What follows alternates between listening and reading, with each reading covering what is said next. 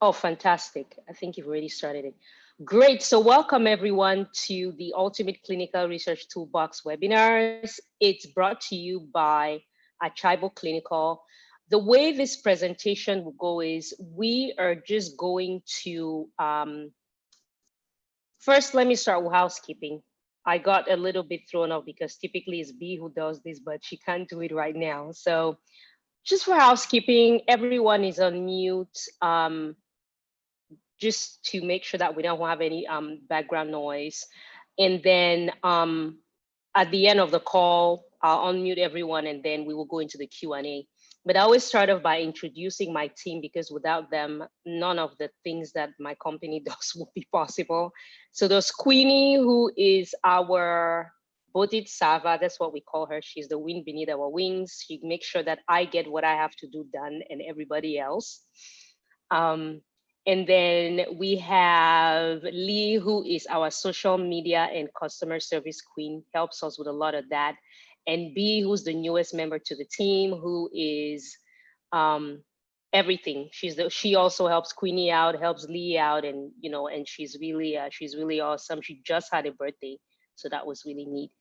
Um, so the next thing I'm going to talk about is I'm going to discuss my bio and what Achaibo Clinical does. And then we're going to go into this series that I've been doing for the past few weeks, where we're going to be reviewing a lot of definitions that are related to good clinical practices. Then I'm going to talk about the ultimate clinical research toolbox. We will go into Q&A and then we'll get some inspiration before we close. So just a little bit about me. You've been on this call before. I won't go into too much details. I'm just passionate about clinical trials management from the global level.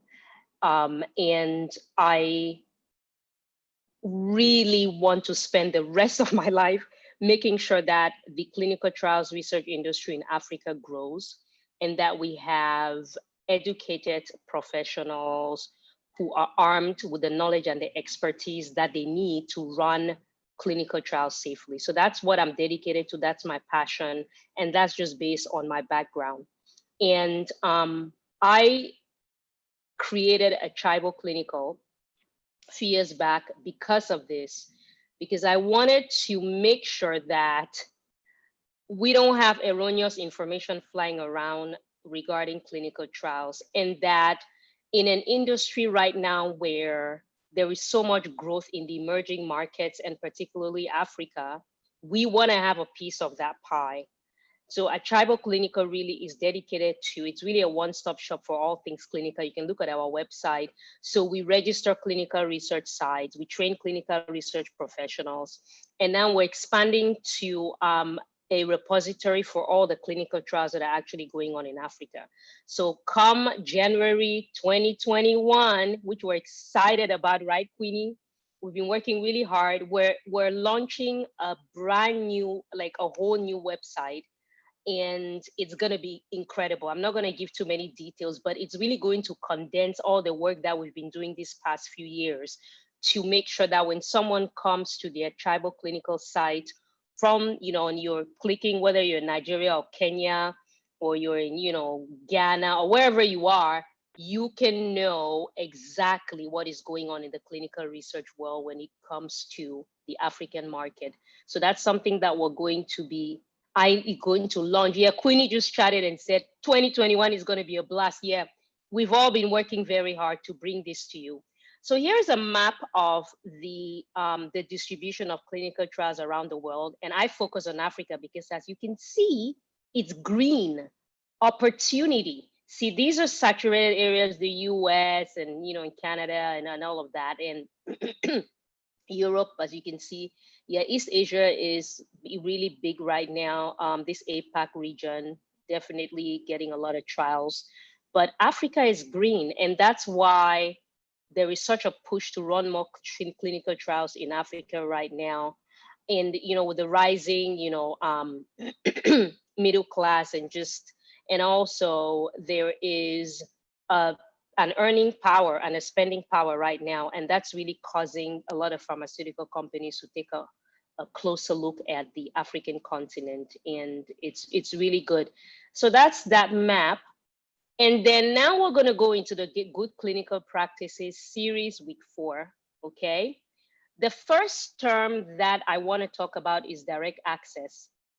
And direct access, it really relates to the conduct of trials. So with direct access, what we mean is that we have certain parties that have permission to examine, analyze, and verify the data and the reports that are needed for a complete evaluation of a clinical trial. And so direct access is given to any party. You can see the list here. It could be domestic, foreign. It could be the monitors who conduct the clinical trial. It could be auditors as well. But basically, they are given this access, of course, within the regulatory requirements, and also making sure that they are going to maintain the confidentiality of the subjects and the sponsors' proprietary information. Long and worded, it just simply means that if we had been talking a lot about a cassava trial, and so on the cassava trial, which again is is being conducted across several countries in the West and the East of Africa.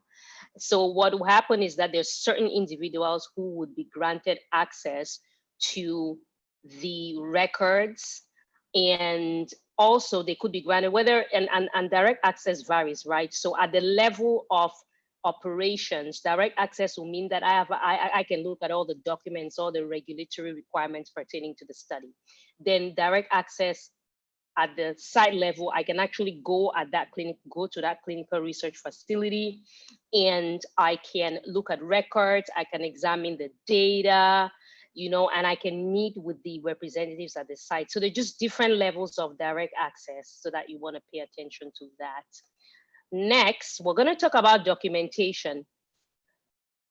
Nothing changes here, and it's basically documenting what is going on at the during the clinical trial, but there are different types of documentations, right?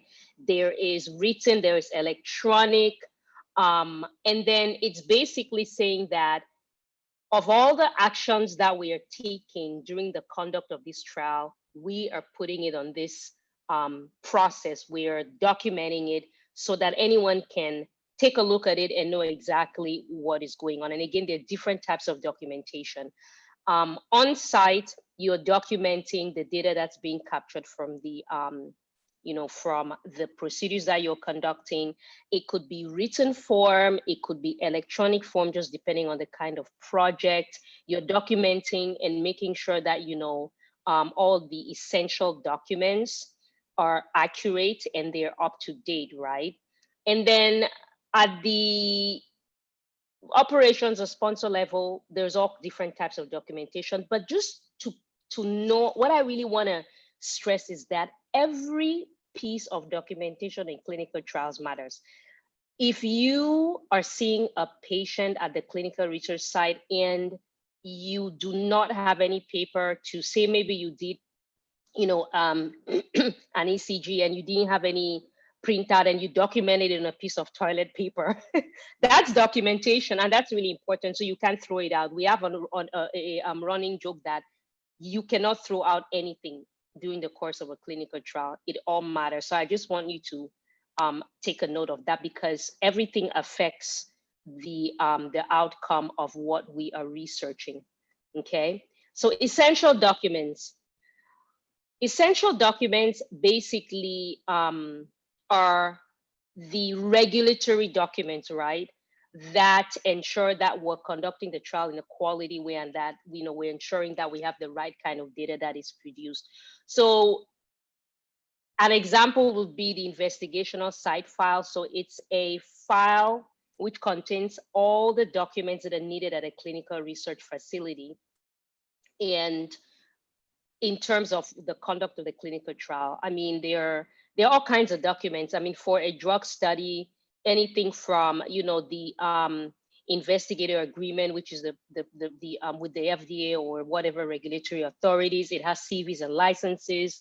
It has documents related to the subjects, and all of that is in the clinical research, the ultimate clinical research toolbox. There's a whole list of regulatory documents on there. So you have the investigator side file, some call it a regulatory binder, and then you have a trial master file at the level of the operations side of the clinical research project. So this trial master file contains all the regulatory documents that are going to be used throughout the study. So you would have documents that pertain to the clinical research sites. You will have documents that pertain to the monitoring, to the safety piece, to the data piece, to the investigational product piece, training, and all of that. So it makes, we take all these documents and we put them in a massive repository. And so these essential documents support the data side of the clinical trial.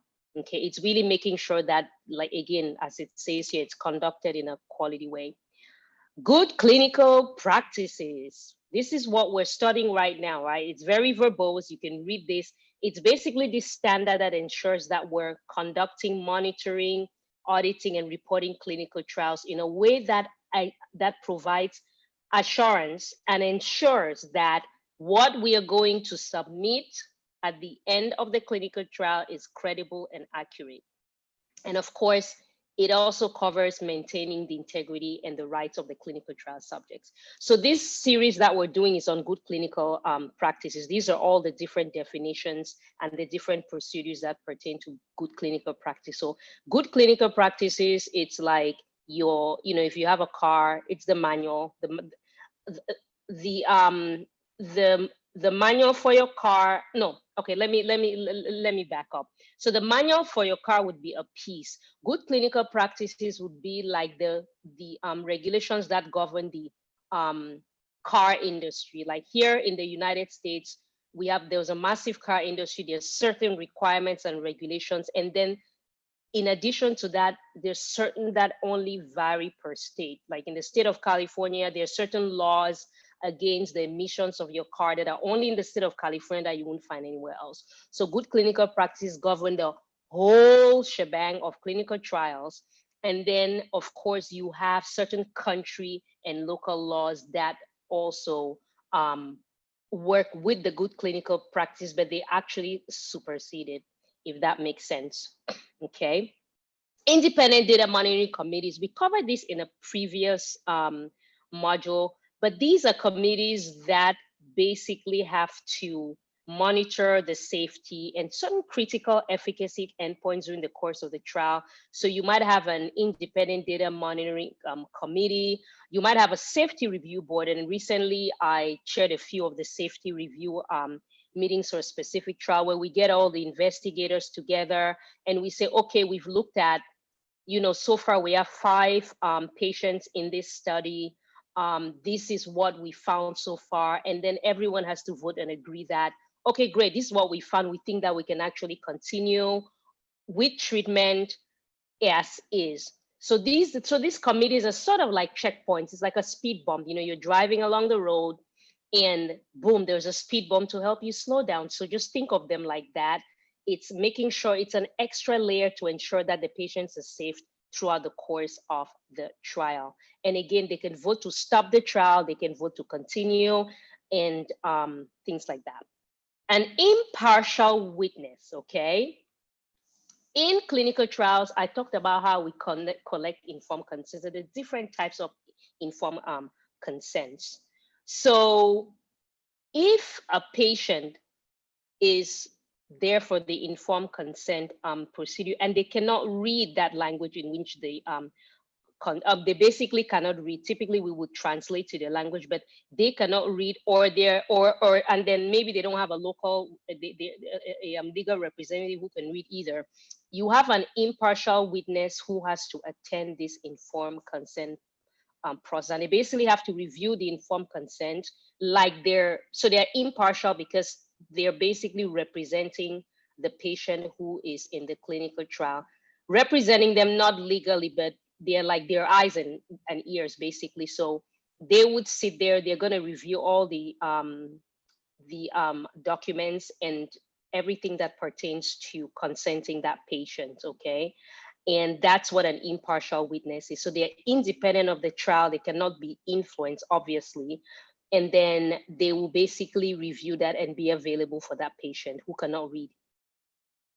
Independent ethics committees, these are the typically regional institutions that oversee the safety and the protection of subjects during the clinical trial. And just to help you understand a little bit better on the day-to-day conduct of a trial, once everything has been approved in terms of, hey, we're going to move forward with this clinical trial, this is a second layer that is really over the site. So these are the bodies where we would submit regulatory documents to ensure that a clinical trial site can actually proceed with conducting that study, right? Now, throughout the course of the trial as well, based on the laws of the IEC, and it could be an IEC or in the US, an IRB, which is an institutional review board, but it is the same thing. It's just an independent body that ensures that the clinical research sites are basically meeting all the requirements. So it's an extra layer. It's an independent body that also is there for the assurance that we're protecting patients and that these facilities are actually conducting these clinical trials per the protocol, right? So you would have the clinical research study, you have your GCPs, the regulations that govern everything. You would have the submissions that are done to the regulatory body, and then you would have the submissions that are done to the IEC or the IRB. But everything starts from the regulatory body submissions, and then as that moves ahead, then it now trickles down and goes through the institutional review boards and then all the way down to the sites. That's pretty much how. And I'm trying to make this as simple as possible for everyone.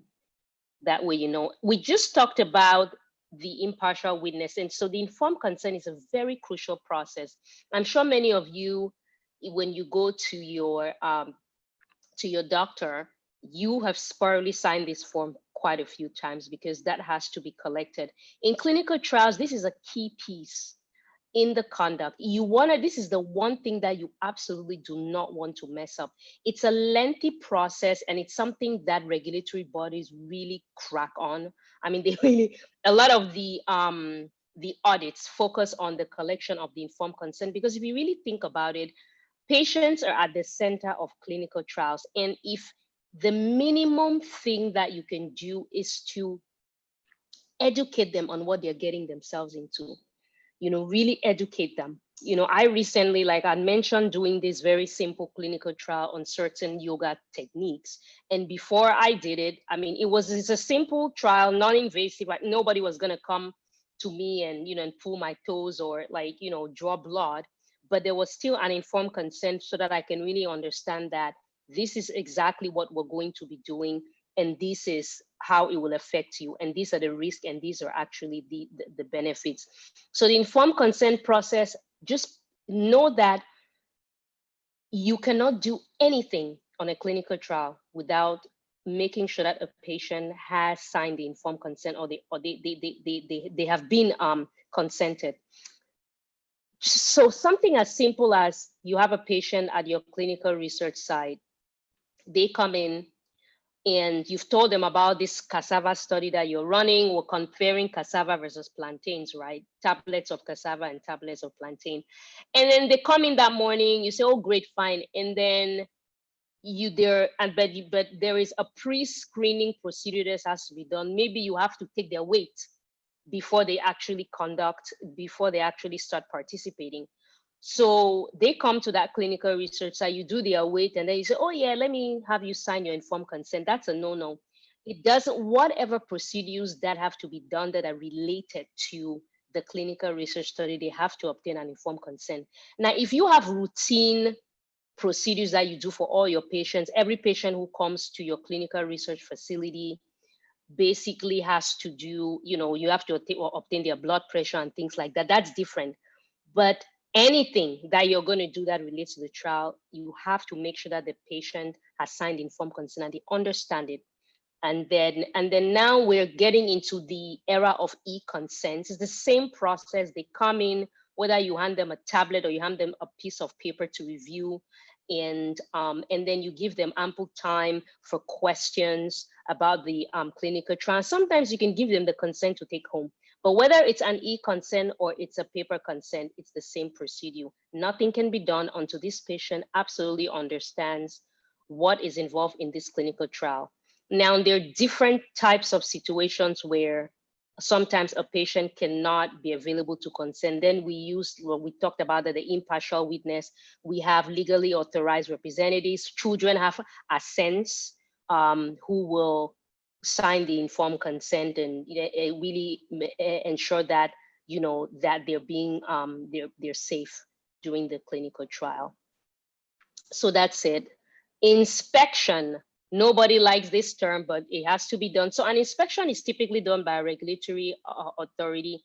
In clinical trials, when we say inspection, it typically will be like the FDA or the EMR or something like that. But audits typically are routine, and they're done by the sponsor, the pharma company or the biotech or the CRO or any other authorities that are assigned to actually do that. So just put in your mind that when you're getting an inspection, it's high level from a regulatory authority. Institution or medical, any public or private entity, it could be a dental facility where clinical trials are conducted. That's really simple. We typically call them clinical research sites, and that's usually the most common term that is used. Now, that is the end of that. I hope you guys got it. If I should have paused to just get how engaged everyone is, but I'm going to pause here and talk about the ultimate clinical research toolbox, but I hope that you guys understood what I was discussing. If you did, you can just raise your hand and just give a thumbs up.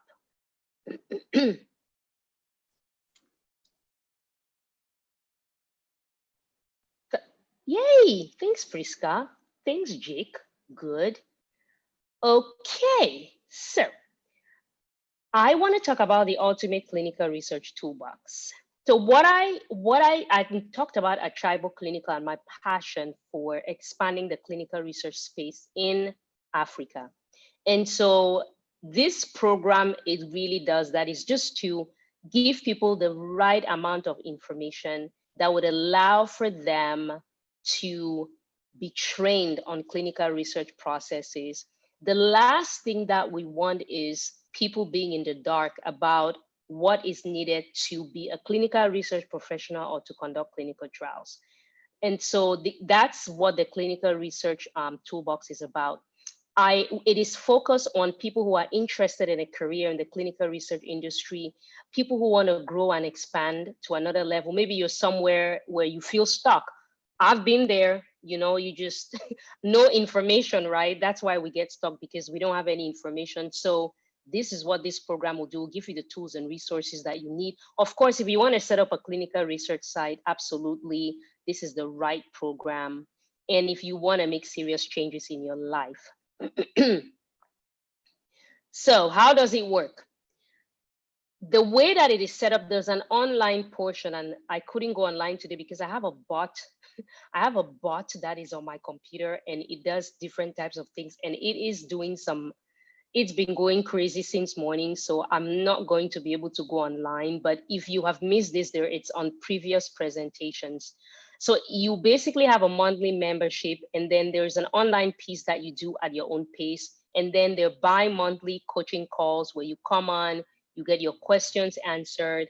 In addition to that, you do register on our clinical research portal, whether you're a job seeker or your clinical research site that, is new and you want to get clinical trials, so you register in there. And of course, we have a Facebook group that will manage everything.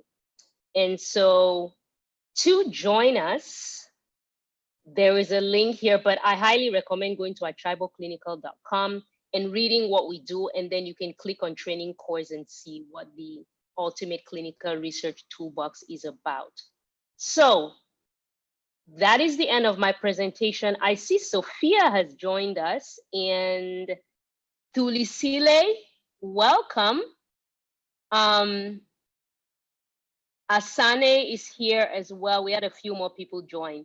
So that said, I'm gonna go into the Q&A just to find out a little bit more about everyone who's on the call, where you are in your clinical research career or non-career, right?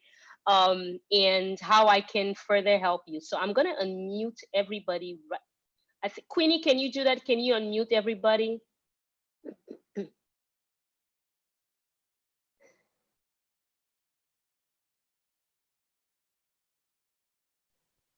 Okay, let me see.